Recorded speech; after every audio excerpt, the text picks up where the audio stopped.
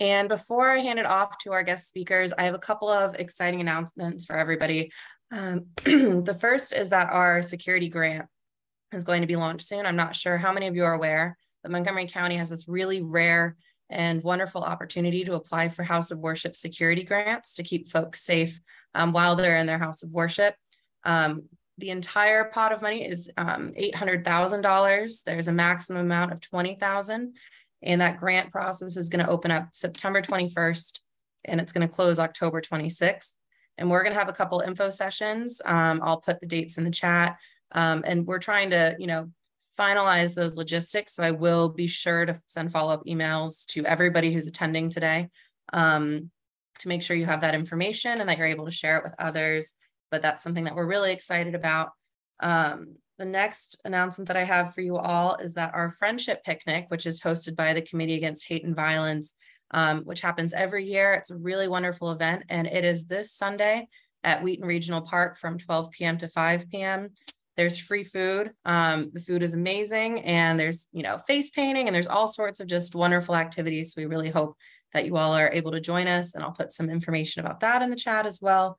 And then my last announcement is that our next town hall is going to be on September 27th, and it's going to be featuring Lutheran Immigration and Refugee Services. So we're excited to feature their work as well.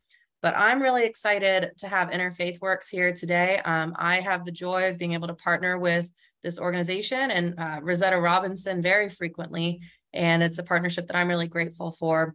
And I'm excited to be able to feature their work for the faith community to, sort of cross bridges and, share in the work that both Montgomery County and Interfaith Works are able to do. So without further ado, I'm going to hand it off to the CEO, Courtney Hall. And he has a list of some phenomenal presenters for you. And then we're going to save some time at the end for Q&A. But feel free to use the chat to introduce yourself and to share any questions that you have in the meantime. Good morning, everyone, or good evening, everyone. Wow, this pandemic life has really messed with my sense of time. Hope everyone's doing well. Glad to see so many people on here. Thank you for joining us. So I'm Courtney Hall, I'm the CEO for Interfaith Works, and as Kate mentioned, we have I think a pretty intriguing, interesting lineup of people to talk about our connection to the faith community, and certainly hope that we'll have plenty of time to answer any questions that you all may have. So Interfaith Works is a 50-year-old organization, and really, if you think about our name, it makes sense that we would be having a town hall talking about our connection to faith communities, because it really is core to the history of Interfaith Works. So we started in 1972 as some of you may know, community ministries, right? And that really came out of a group of faith leaders, people in the faith community who saw the significant need in Montgomery County and decided that they had to do something about it. And so really we got our start, first with emergency financial assistance, people just finding ways to pool money to help those who really needed it. And then we progressed to what used to be the old model of providing shelter services, where you would get with a church and ask if you could use their vestibule for a couple of nights a week, provide space for people to come in out of the cold. And really just over the years, our programs have evolved and we've become better able to serve the needs of the community as we've been able to see them. What I want to emphasize tonight is that as much as we have evolved as an organization, our ethos, the reason why we do this work, has very much stayed the same. We want to be able to help the community in any way we can. And we have succeeded, I think, in large part because of the consistent support that we receive from those in the faith community, either who come to support us by volunteering, so with their time, or financially in an individual capacity, but certainly also communities themselves, congregations, mosques, temples, taking it upon groups, taking it upon themselves to say, you know what, I know about the work you do. I've been affiliated or have heard about Interfaith Works for so long, and I'm just very excited and interested to see how we can become involved. We've had a very interesting experience during this pandemic. We expected, I think, as many did, around March of 2020, which I think is when all of us really understood that this was something serious that we needed to respond to. We expected the shutdown to be brief, and we expected things would return to normal. Almost 2.5 years later, we know that has not at all been the case. We also expected to see at various points during the pandemic that this significant increase of need would somehow taper off or maybe even begin to decrease. But that has not been our experience up to this point. We have doubled the number of people that we've served throughout the pandemic. And we have only been able to keep up with that demand, if you will, for a need that has always been there because of people like you, because of people who are part of faith communities, people who are part of civic organizations in Montgomery County, and who have been eager to find ways to help in whatever way they can.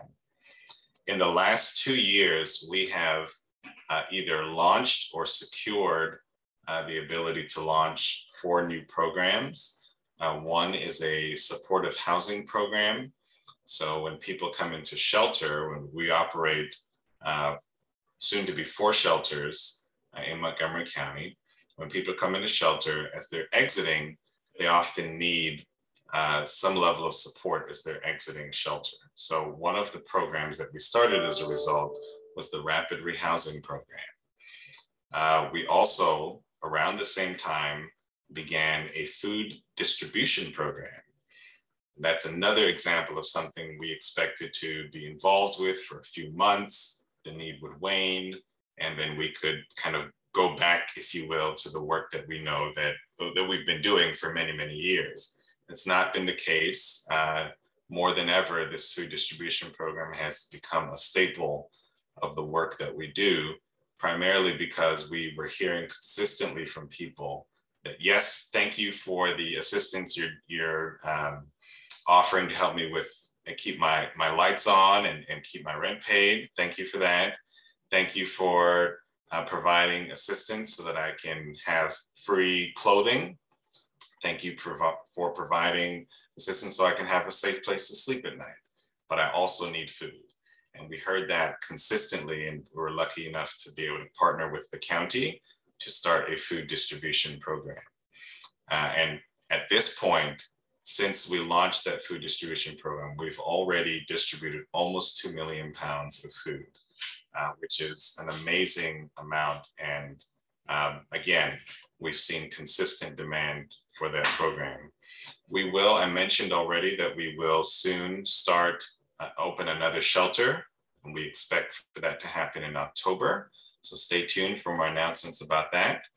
And then we will also have what's called a medical permanent supportive housing program for men who have experienced homelessness and have significant medical or mental health disabilities that make it difficult for them to be able to exist out in the community on their own. So that's a program that we expect to open sometime around November or December. I think the point that I want to make here is that we would not be where we are 50 years later without the continued support of the faith community. And I think in my view anyway, what makes our work special and what allows us to be as successful as we are is because we are continually finding ways to provide opportunities for people of faith to live out that faith, right? Like, it's one thing for you to support us financially, and we appreciate that. We will never turn away your money, and we will always appreciate the way that people support us financially.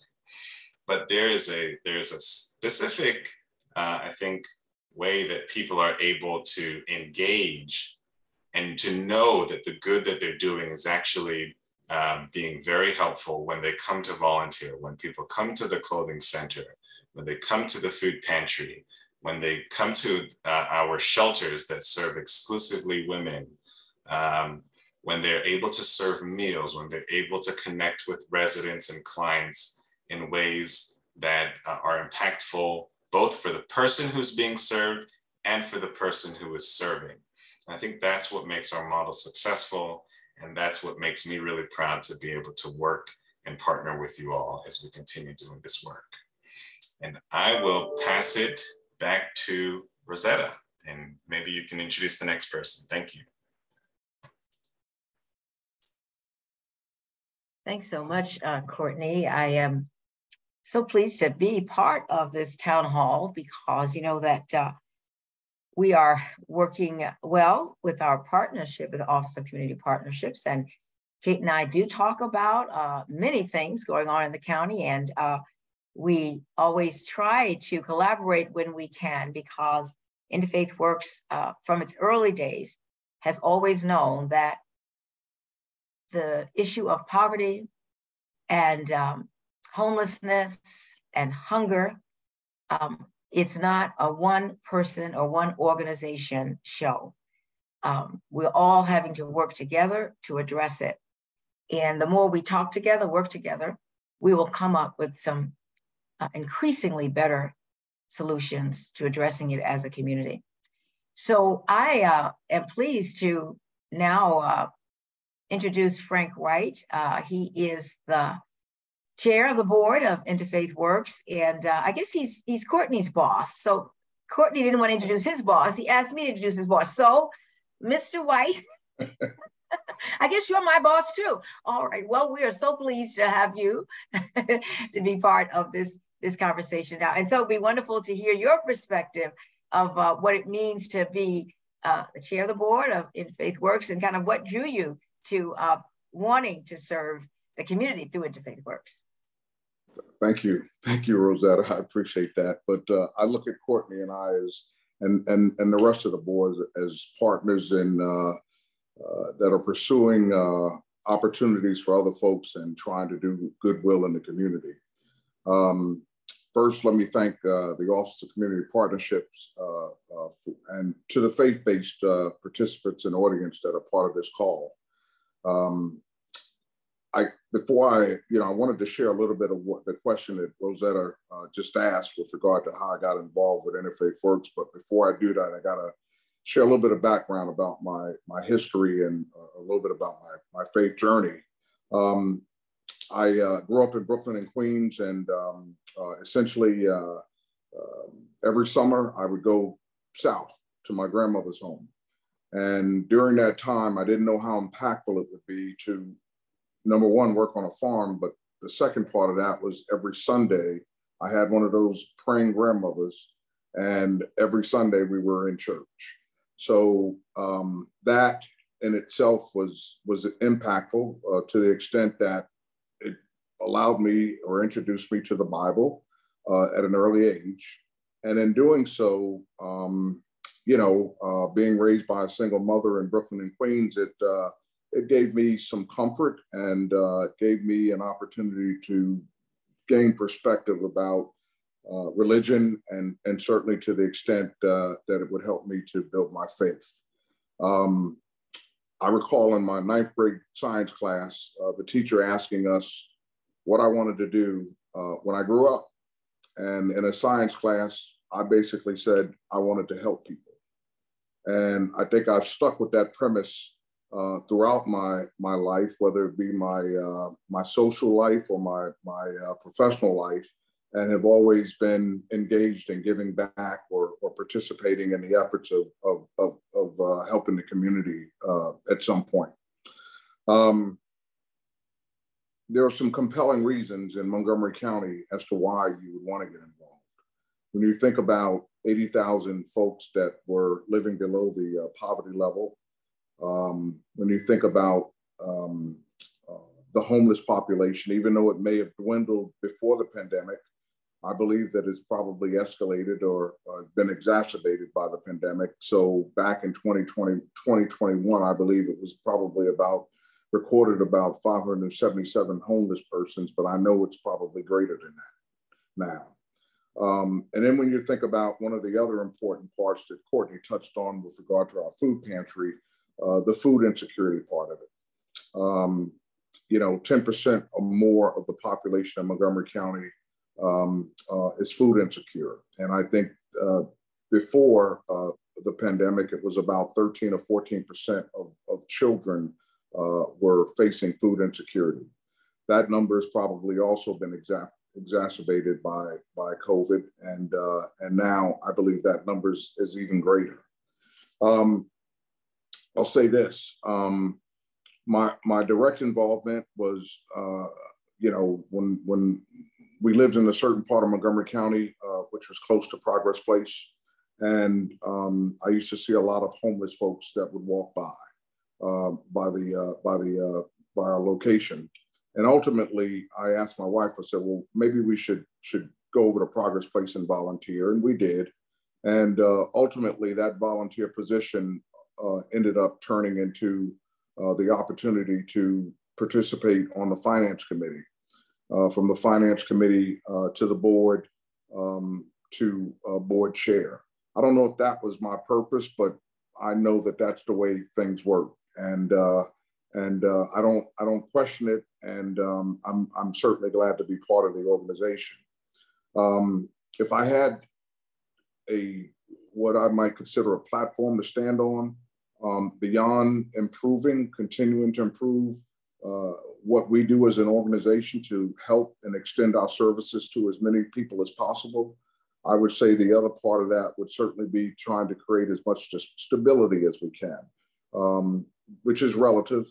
But at the same time, if we can help with financial literacy, help with nutritional health support, and help in other ways, that's certainly some of the things that we would like to do.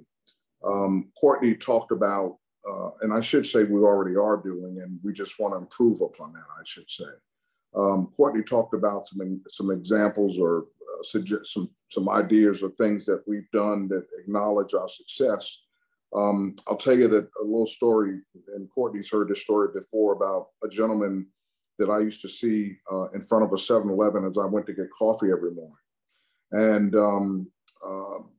I didn't realize that this particular gentleman was affiliated with Progress Place, but he was standing out in front of the store and he would be nodding back and forth as if he obviously was addicted to a drug.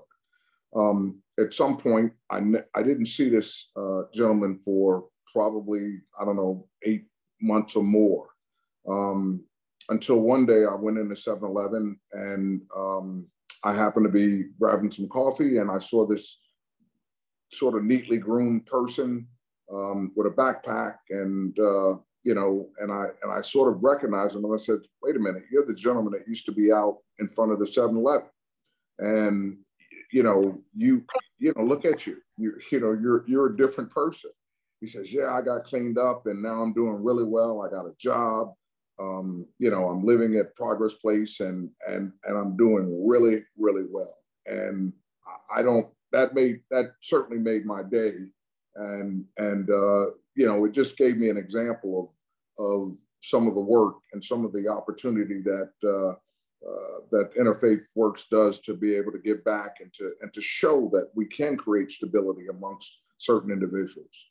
One other story, as a testimonial, is related to, we operate a housing program called Interfaith Works Coalition, and Interworks Housing Coalition. And essentially, we were selling some of the homes, and there was one particular family who actually ended up qualifying to become a purchaser or buyer of one of the homes. And when you think about that, you think about this gentleman's journey and his story with respect to how he started out, and then he's living in subsidized housing, but then the opportunity to turn his life around, create stability for his family, and then to buy a home that he can live in and that his family can live in for forever. I think that that's what this organization is all about. And in summary, I think that that's the great work that we do as an organization, and I'm glad to be part of it. Thank you.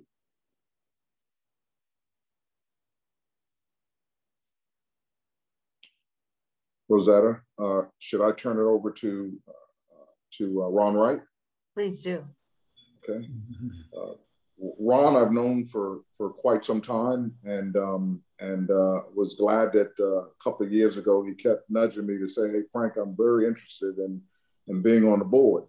And the opportunity presented itself for Ron to become a member of the board, and he's a great guy. I know his family very well, and he's been doing a tremendous job since he's been part of the board, and we're glad to have him as part of the organization. Ron? Yeah. Well, thank you, Frank. I'm still tearing up from your story. Very inspiring, and hope it inspires all listening. And mine is similar, albeit I didn't have a two-parent household in Northeast DC, a little place called Woodridge, where I grew up on the other across from the railroad tracks. I can still feel the house trembling at 3 a.m. in the morning when the train was coming through the neighborhood.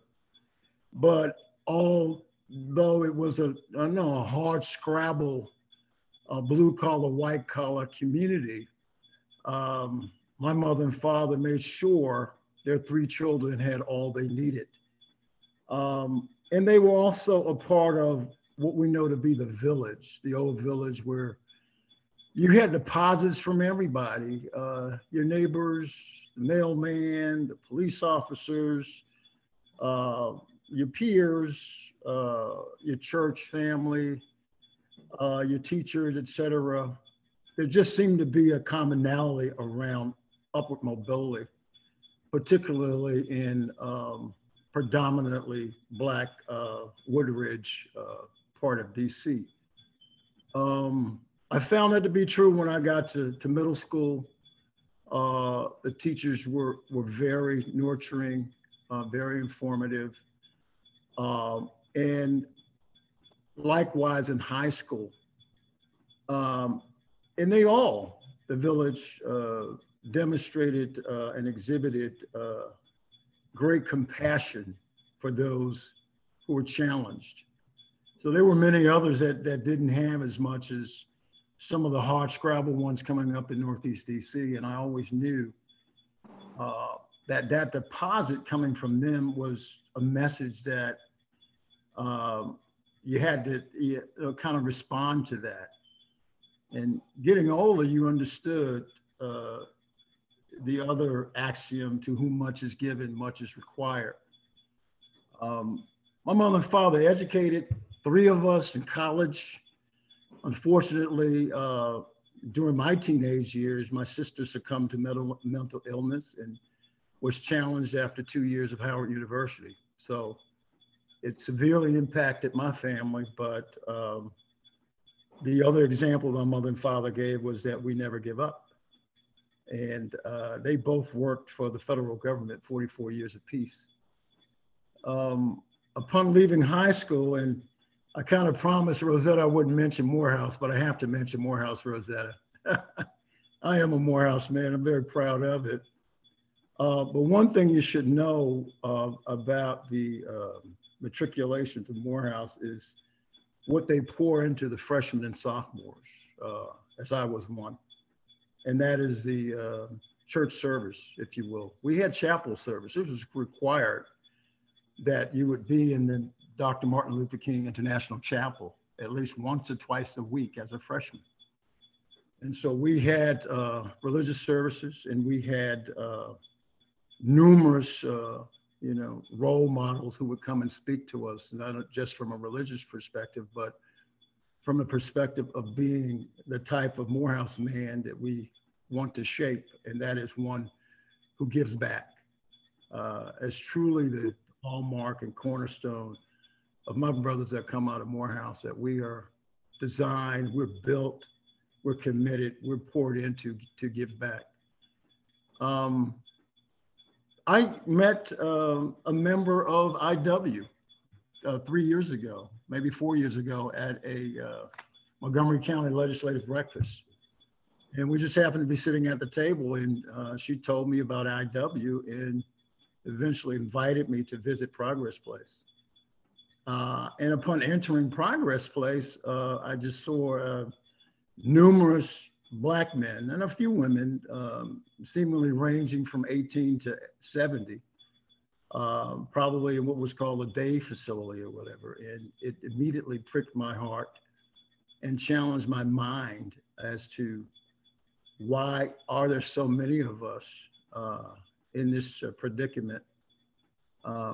Even more so challenging for me because I thought that as a part of Concerned Black Men in DC, which is an organization started in the 70s in Philadelphia, with the mission of dispelling the myth that Black men weren't involved in the lives of their young men, that we had begun to solve some of those problems in the DC area, at least address some of the core issues of the poverty, disproportionate incarceration, arrests, profiling, unemployment, underemployment, just a number of things that we were addressing with young kids who were going to be to high school and to college, and just that think it would still rebound the way it has. And so I got the tour.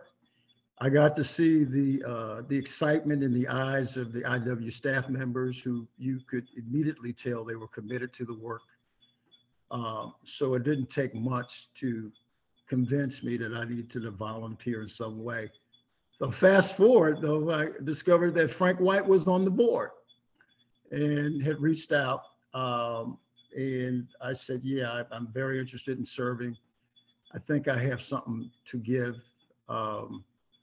And a year later, here I am. I think that in some way, I impressed Frank and Courtney and some of the other leadership, and even Rosetta, that I could now be trusted to serve as the advocacy chair. I think that's a pretty good fit, having practiced as a defense lawyer for a number of years. I kind of know what, and have experienced either personally or vicariously a number of things that lead to some of us in the street, some of us impoverished, unemployed, underemployed. Certainly the mental health issues I have a great affinity for and interest in helping to solve.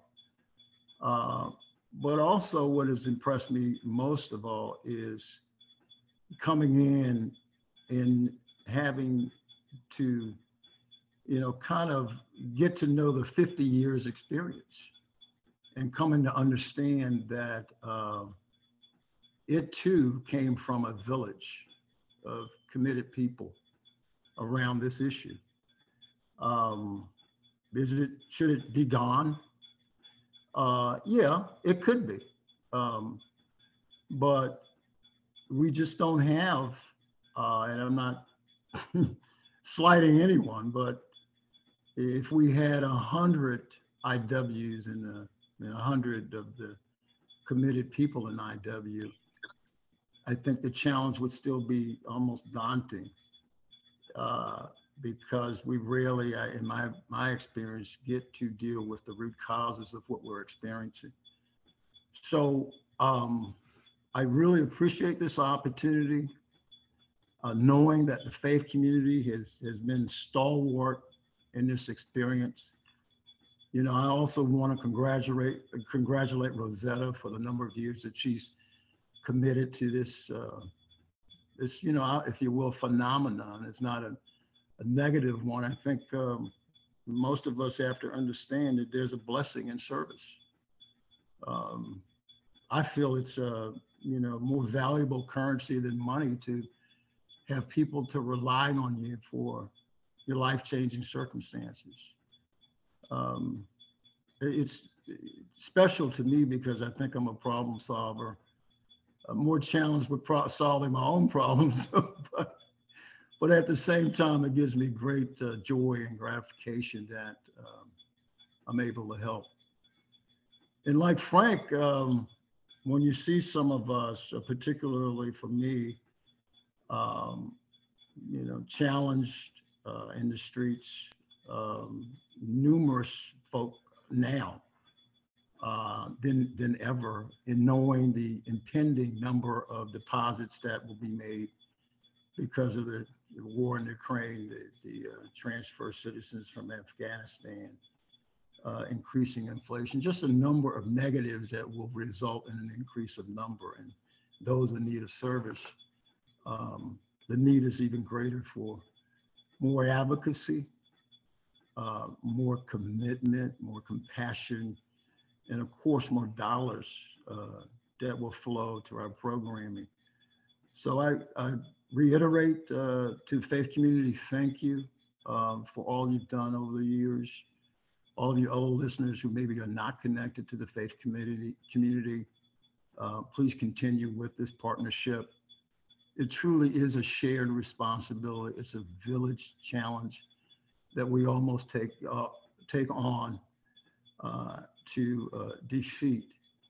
And one last thing I'll say is, you know, IW, and it was said by Courtney several meetings ago, is one of the best kept secrets. But I don't know that to be true, because lately I've been around a lot of politicians. Some of the ones we're happy to address and engage, particularly our new contingent of women coming on to the county council, which is welcome experience for this county.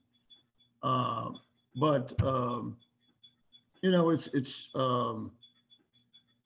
not been the case for me. Most people, when I say that I'm with IW, quickly smile and understand and know the work of IW. And so that's a testament to the organization, the number of committed men and women who have worked with this issue. And then also probably the outcomes that we've seen as a result of people's contact with IW. Thanks for the opportunity.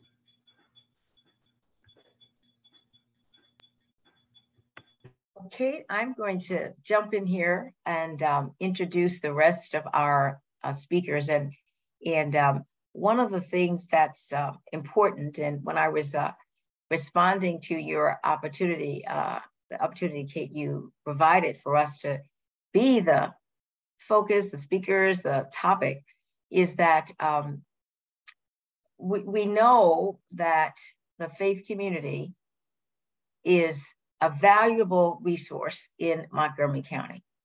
And it is so valuable that, you know, I can think back to even my early days, how the county and other folks, whether they were part of the faith community or not, would see Interfaith Works as a reliable and trusted resource, a resource for providing services to people in need, and also a resource for faith communities. And that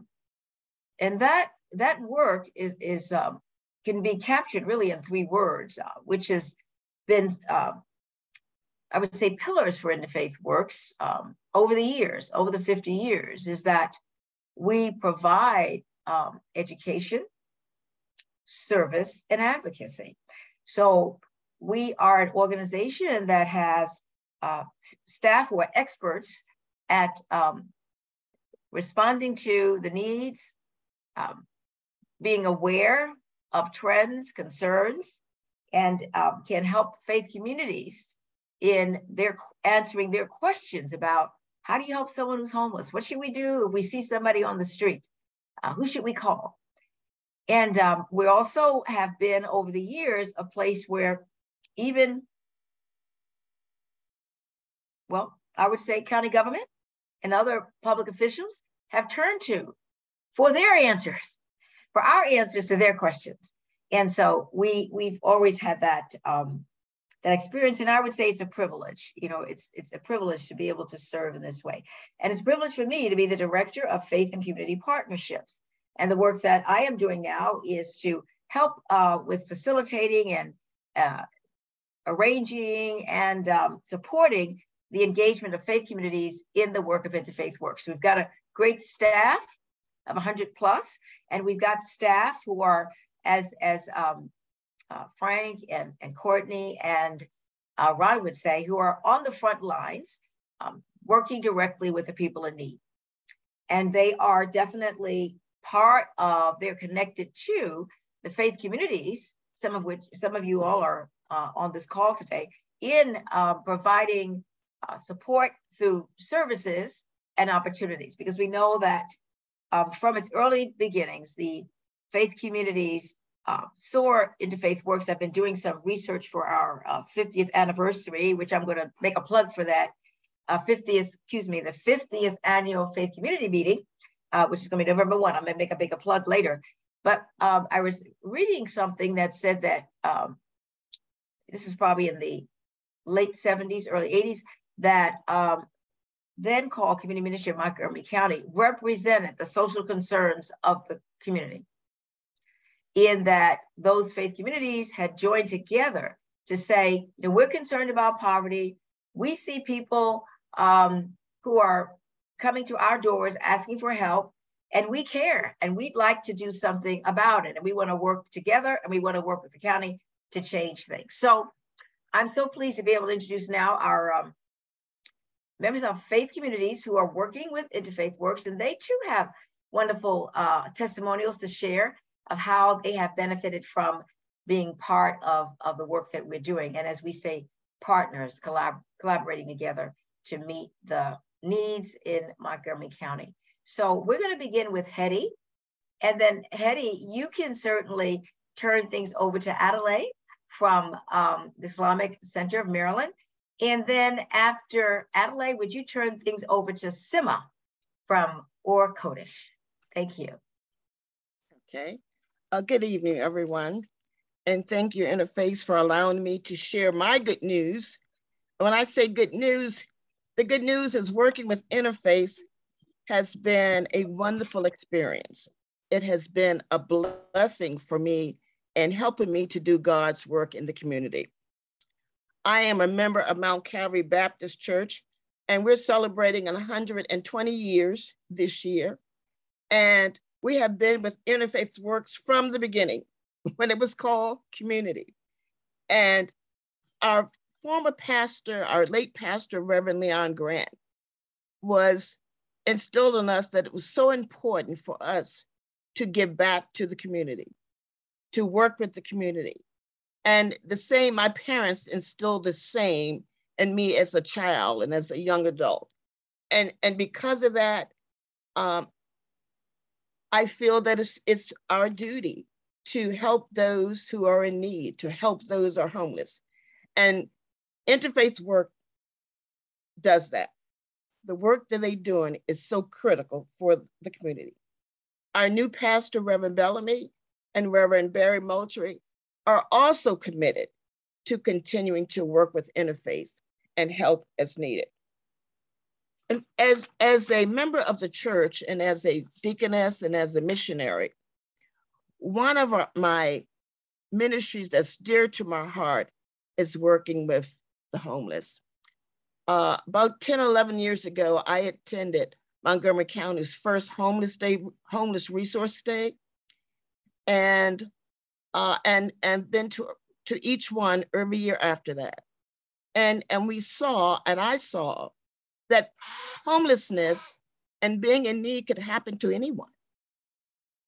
And these folks looked just like me. They were dressed, going to work. They were just coming in and getting some things that they didn't have. So, you know, I've been so blessed, but knowing that it could happen at any time to any one of us. And it's my godly duty is to help those that we can. And working with the homeless, Interfaith have been it's been really exciting to be able to partner with them. One of the things I can say about Interfaith staff is that they are passionate about what they do. It's always a good feeling when you're working with someone who feels the same way about what you're doing. And when they're excited, when you bring food to the food hub or bring clothes to the clothing center or bring paper towels, toilet paper, and they're just as excited. It makes you feel good, and it makes you feel like you want to do more and more and more. I know this may sound crazy, but it's very important to have that feeling, because you can pass that feeling on to others. And I say that because I chair a committee with the National Council of Negro Women, the Montgomery County section.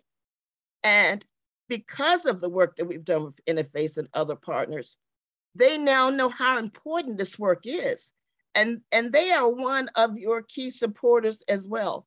So the work that we do, I'll have to tell Reverend Robertson, well, this is from Mount Calvary, or this is from the National Council of Negro Women, or this is from the Femery family, because we want to support you all as much as we can. Also, it's important to work with great people. I can go back to Lynn back in the day, to Suzanne, to working with Mike Grant, Miranda, Terry, Reverend Robinson. That's just to name a few. And when you work with good people and they are passionate about what they're doing, it's just contagious. You really want to work with them.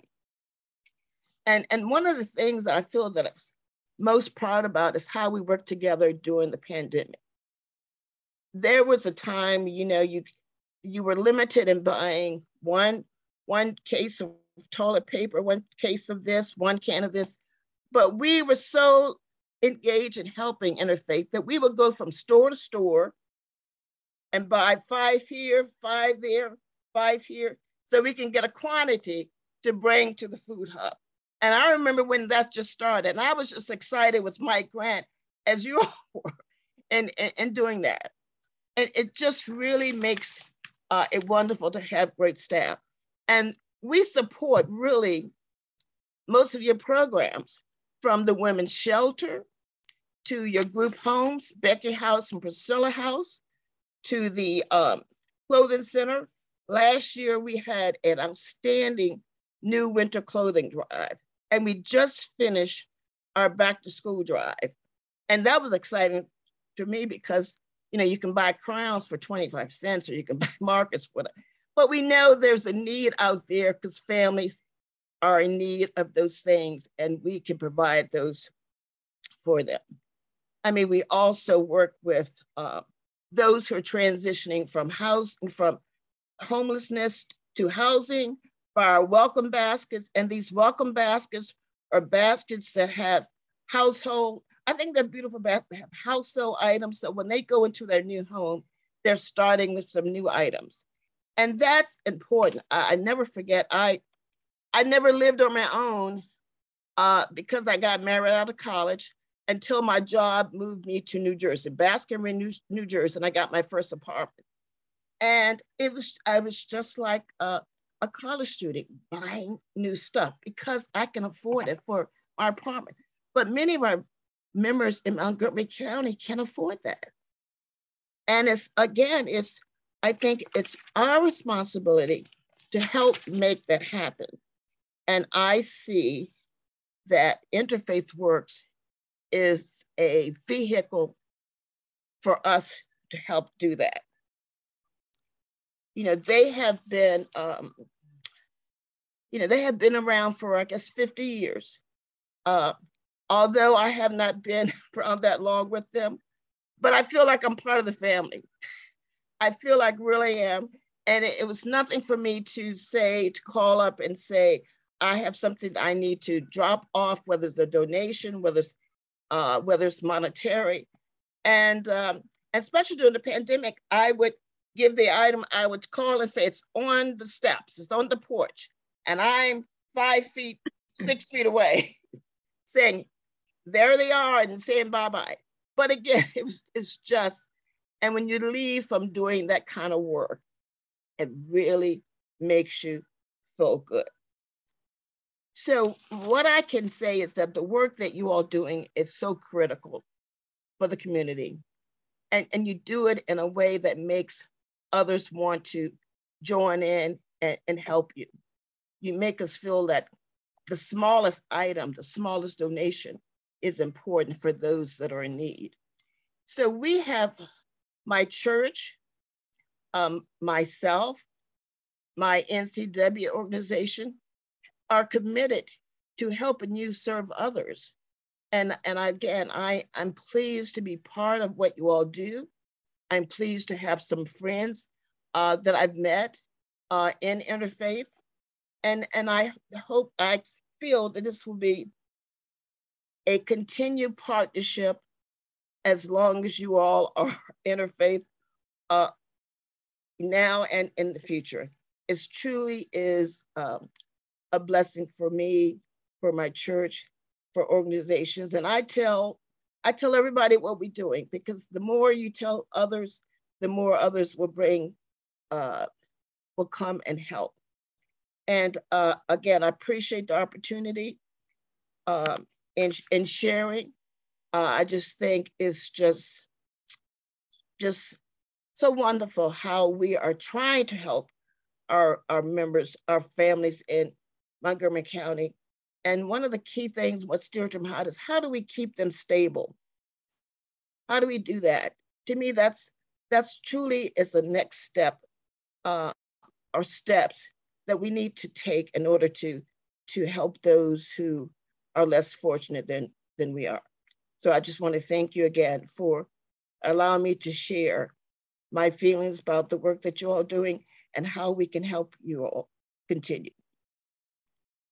With that note, I would like to pass it on to Adelaide. Is that correct? It's Adila, but Adila. Okay. Okay. Adila. Okay. Good evening. My name is Adila. I'm with Islamic Center of Maryland, and it's actually a privilege to be here. ICM has been a partner with Interfaith Works for many years, with cooking food and so on and so forth. But I'll share, I guess, a couple of stories because I'm a story person, and to kind of explain my interaction. So a couple of years ago, when I started with ICM as a volunteer, I tried to streamline how we're distributing food to Interfaith Works. I created sign-up geniuses and so on and so forth. And most of you have struggled with volunteers. One of the strange things that I noticed was every month, all the slots for cooking and serving food at Interfaith Works would fill up in advance. They would just fill up so quickly. And I'm like, what is happening here? Why is this so popular? And I was still in the beginning trying to figure out my way around, so I couldn't get to every single place. And then I started going, and then I figured out what the magic was. It was really moms with little girls, either Girl Scout groups or stay-at-home moms or homeschooled moms or just regular moms that came together as a group.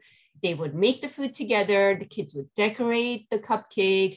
They would put a lot of effort into decorating this entire meal together. And then they would come and serve it at the shelter. And just the joy of those little girls seeing, and the people at Interfaith Works, the clients that we serve, they would be so appreciative of the little girls coming and serving with their moms. I think those were just priceless moments where you can see how Interfaith Works or serving Interfaith Works actually touches us. It's a benefit to us at that point because it's serving that need within us to be able to help others. So that was one thing. And then the pandemic happened. And I called Samantha at Interfaith Works and I said, okay, so what happens now? Do we stop? And she's like, no, people still need food. I'm like, oh, okay, yeah, people still need food. So how do we serve? It was amazing in terms of the instructions, the clear instructions that we got. This is how you do, this is how you deliver the food. This is what's going to happen. Fine. I went back to the volunteers and we figured out our process of picking up food, collecting from the volunteers, dropping it off. But like Hetty was mentioning, we went through those challenges where people were limited for pasta sauce, right? And they had to drop off food and they're like, I can't find rice, I can't find pasta. So at that point of storage and need, when I had people giving me the stuff that they had in their house because they wanted to serve somebody else, I think those were moments that would just kind of bring tears of joy to our entire WhatsApp group, because we're like, okay, we are serving and we're in this together. I think those were just priceless moments that anybody that served during COVID, I think those were priceless people. And I think some of those memories will stay with us forever. One of the other things that I really want to mention is also, I guess, our relationship with Interfaith Works. So we do a lot of food distribution and other stuff, but to me, Interfaith Works is now a partner, like a second arm in the back. So if I'm applying for grants or if I'm applying for in-kind donations, I always have in the back of my mind, hey, what can I do for Interfaith Work? So one of the organizations that we work with is Islamic Relief. So when they had an in-kind grant opportunity for giving out bags, really, really nice bags for homeless population, I reached out to Samantha and she's like, well, I don't think I want book bags. I'm like, trust me, these are not book bags. These are brand new bags that you will want. She's like, okay, fine. I said, how many do you want? And this was at the time that they were moving shelters. So they actually did need bags at that point. So when I took her those bags in plastic bags, one individually, I think the delight, Samantha and I were both jumping with joy because we were so excited in being able to give that. So I think it's like Hetty mentioned, it's the joy of working with the staff that when they share our joy, when we are giving something out of love, out of, yeah, I think this will benefit.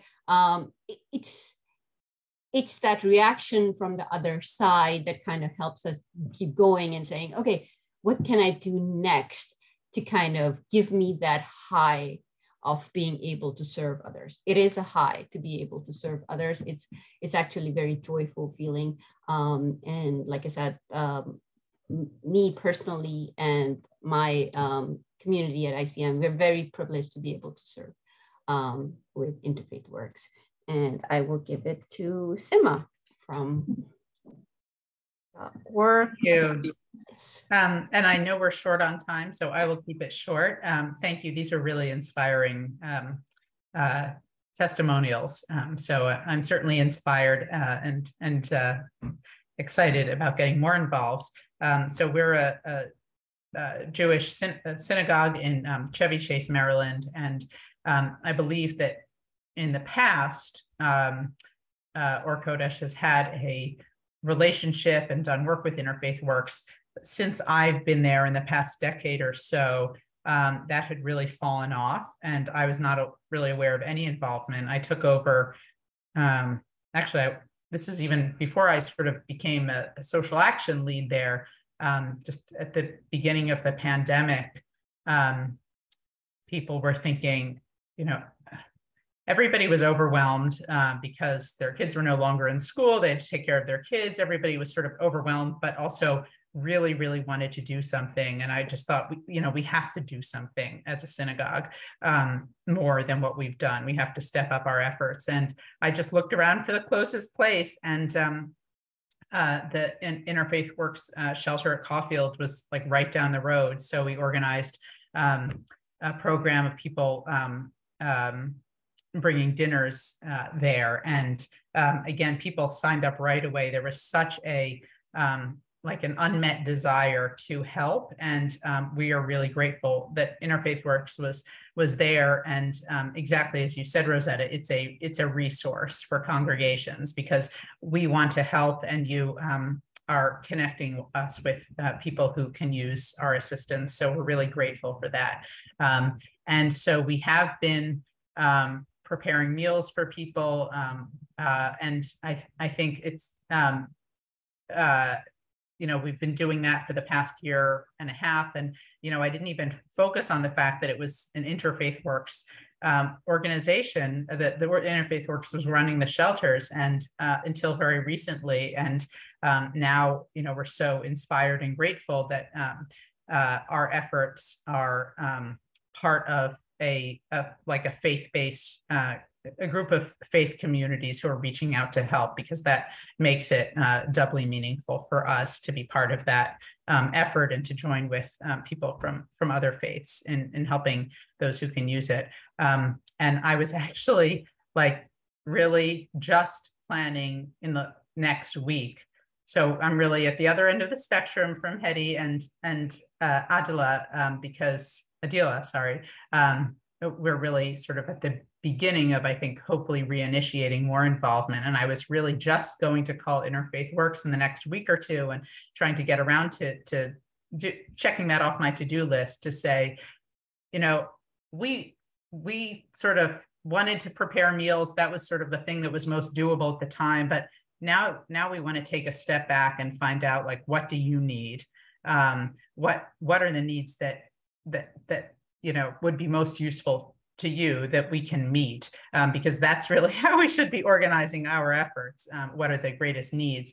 And I was about to have that phone call, and then I got a message from Rosetta, and I was really grateful because she sort of was. This is a good prompt to make sure I kicked off that conversation. So I'll just say we are sort of at the beginning of reinitiating our involvement after a hiatus. And we are so grateful that Interfaith Works is here and providing an opportunity for us to join with other faith communities in helping those in need. And there are so many people in our synagogue who are very, very eager and excited to have this outlet. So thank you for providing that. And we are so grateful to all of you. And I know we have reached 8 p.m. And I've been inspired by hearing what everyone has said. And it really fits so well with the fact that I'm going to make this little plug. And then I think maybe we should give some folks a chance to ask a question. You can or handle that, Kate, because I see so many people who we know. Of course, Joseph wants to make sure that I let everybody know that he is on the call representing our good. Yeah, Congressman Jamie Raskin. Thank you. Right, thank you.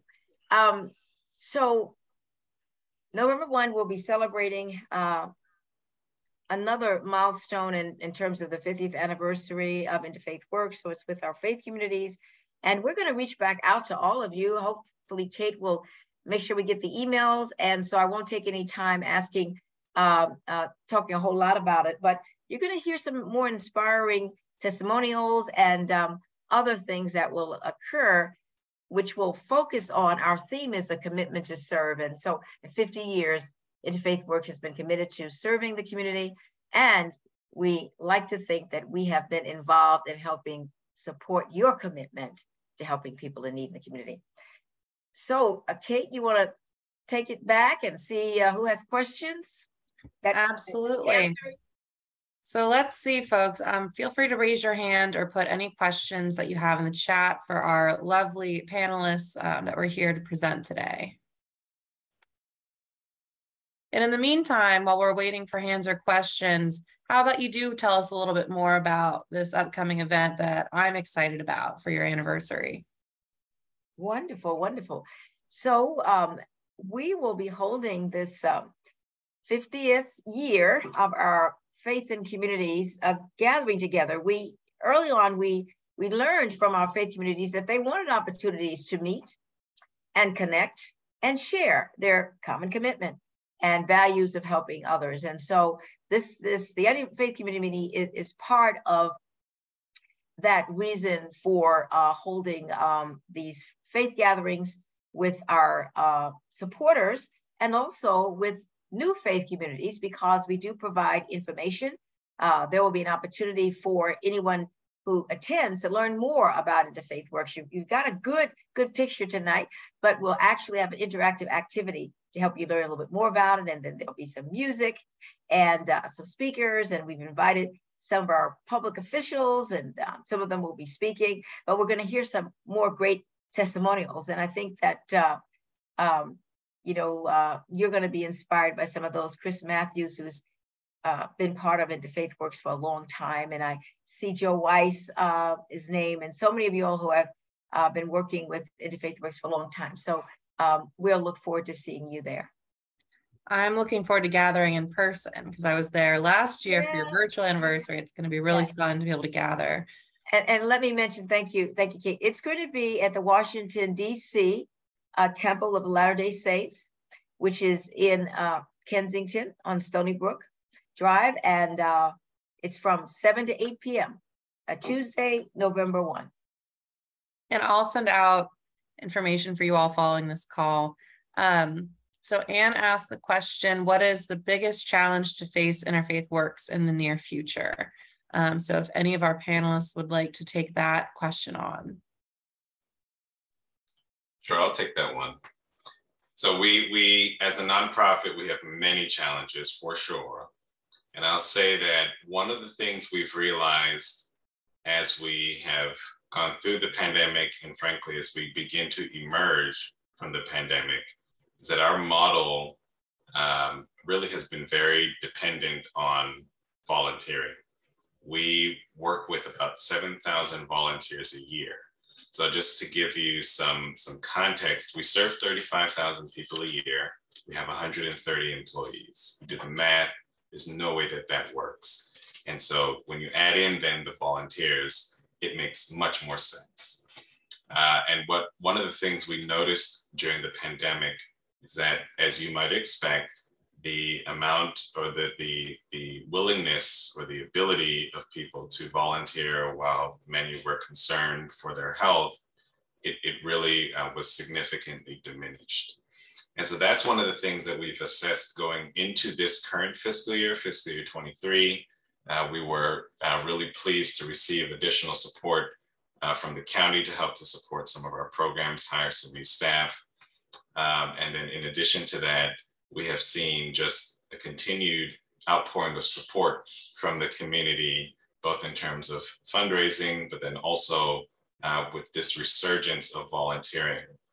But as I said, we learned during the pandemic that it just doesn't make, it's not as efficient as we thought it would be to be as dependent as we had been to operate with as many volunteers. So that's one of the concerns. I'd say the other concern for me, or the other challenge, is related to that, is knowing whether we are going to continue to be as well positioned as we have been to meet the need, right? Like if you think about the legacy of IW, we have constantly evolved over the last 50 years to meet the needs as they've been presented.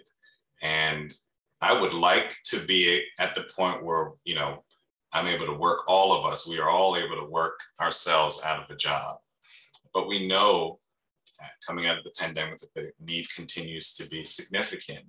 And if there's one thing that keeps me up at night, if you will, it's whether IW as an organization, as efficient as we are, as well as able as we are, well-resourced as we are, with team members who are super able, sophisticated, are we going to be able to continue to meet this increased need that many of us did not anticipate as a result of the pandemic?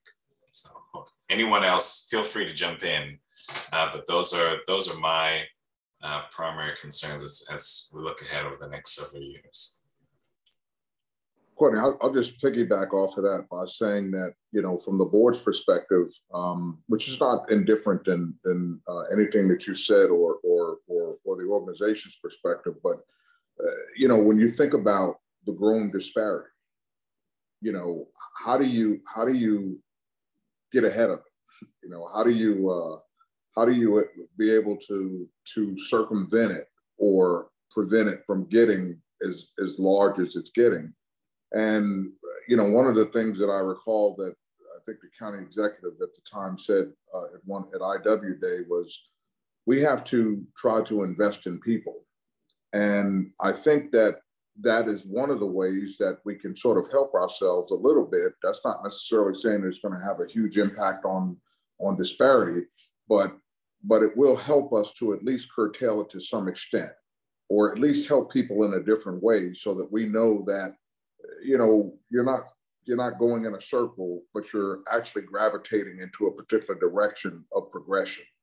And my feeling is that if we can continue to get county support, continue to get the faith-based community support, and this village that Ron and Courtney have spoke of, to be able to, for everybody to take part of it, I think we will help ourselves to help other people even more efficiently as we continue into the future. Yeah, I would just add too, you know, just to comment further what Frank just said. You know, it's very sobering, but not defeating. So we've experienced these kind of traumas and circumstances before. You know, certainly as African Americans, we don't have to recount the history of, you know, our matriculation in America, and so is the experience of other, you know, ethnic groups seeking asylum in America or displaced by war, et cetera.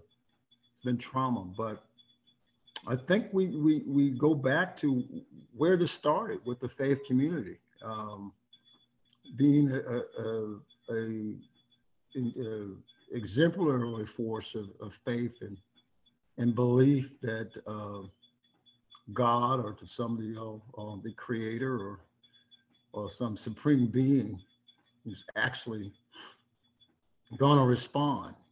And we've seen it time and time again that there's nothing too big for God, you know.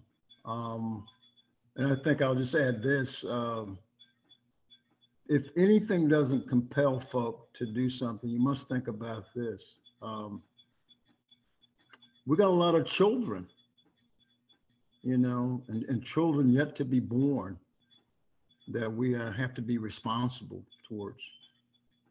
And the conditions that are being created now are simply not what they deserve. To perpetuate themselves, to procreate, to contribute. And so those of us who are in position, we just have a kind of an innate responsibility to respond.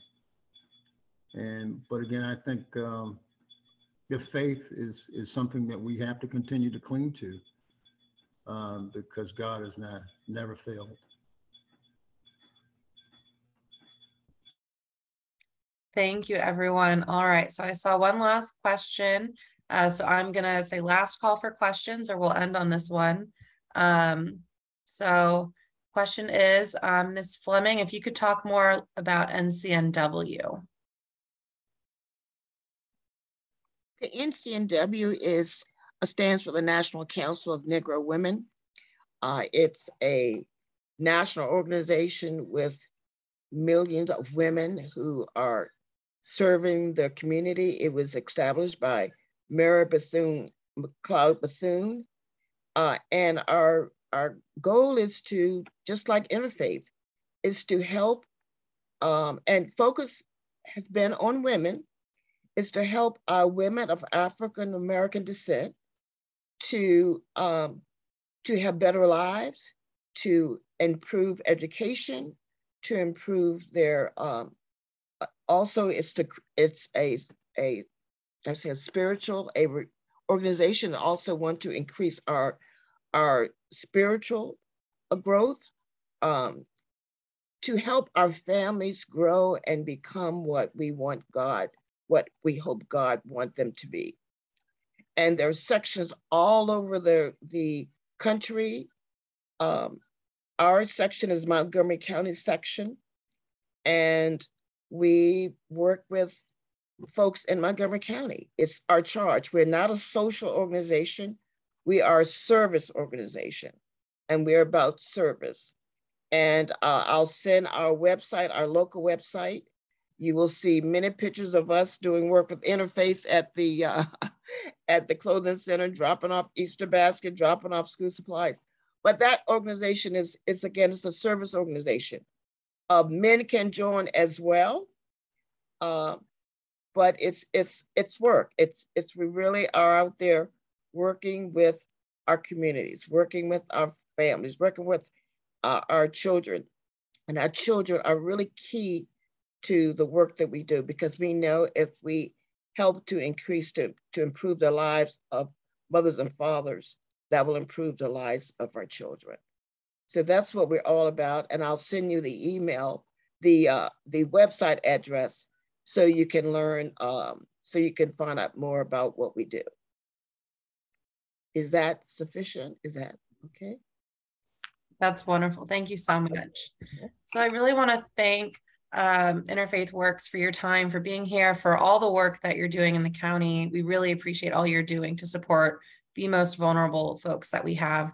And we really appreciate the board members. It was great getting to know all of you and hear all of your stories. And of course, as always, I'm biased. I love to hear from the faith community. I love to hear about the work that you all are doing. And thank you so much for all that you continue to do to support our county. And with that, I'd love to hand it back to Rosetta or Courtney, if you have any closing thoughts that you'd like to share before we send everybody home for the night, virtually home. Courtney, I would just say again that we are an organization that is very grateful for the support that we have always had from the faith community, and prayerful that it will always continue. And I don't know if there's anything else that I would want to add other than that. And thanks for everyone. And thanks, Kate, again, for the chance to talk about the work we're doing. Agreed. Thank you, Rosetta. And thank you, Kate, for coordinating this. Thank you, everyone who participated. Reverend Edith, I want to just note that we see your comment about wanting to learn more about Interfaith Works. We'd love it if you could get in touch with Rosetta. I don't know if you could quickly put your email address, Rosetta, in the chat, just so that we can make sure that you get connected. Again, thanks everyone for being here. Have a good evening. And I will be sending out, follow-up notes and information and some contact information for you guys to connect in case you miss anything that was in the chat. But thank you all so much for being here, and hopefully we'll see you at the next town hall, or we'll see you at the 50th anniversary of Interfaith Works. Oh, yes. Thank you. Thank you. Good night. Thanks, everyone.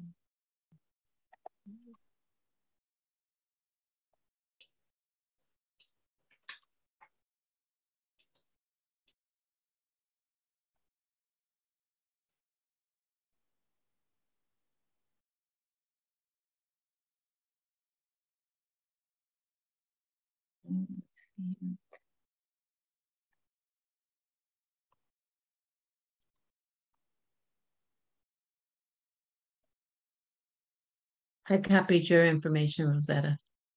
Thank you. Pardon? I copied down your email, so I'll send you an email. R. Robinson at iWorks. Yeah, I have it. I just copied and pasted it. Okay, I'll send you an email. Call me. You can call me as well. Well, right now I'm going to send you an email, and then that way we can kind of connect. Wonderful. Thank you, Reverend Edith. Bye-bye. Good to meet you. Thanks, everyone. Yes.